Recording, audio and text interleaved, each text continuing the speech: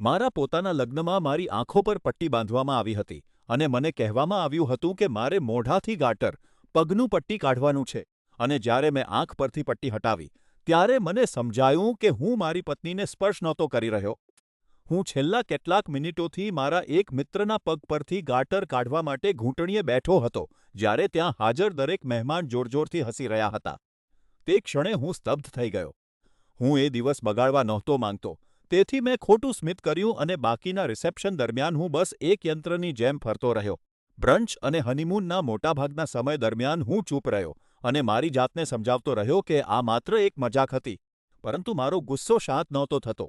મને એવું લાગ્યું કે જાતીય નિકટતા સાથે વિશ્વાસઘાત થયો છે અને જ્યારે મને ખબર પડી કે આ મજાકના પ્રોફેશનલ વીડિયો ઉતારવામાં આવ્યા છે, ત્યારે મને લાગ્યું કે આ ઘટના વારંવાર મારી સામે ઘટી રહી છે. જ્યારે હું અંતે ભાંગી પડ્યો અને મારી પત્નીને કહ્યું કે આ ખૂબ જ ઘૃણાસ્પદ અને દુઃખદ હતું, ત્યારે તેણે મને કહ્યું કે મારે હવે આ વાત ભૂલીને આગળ વધવું જોઈએ.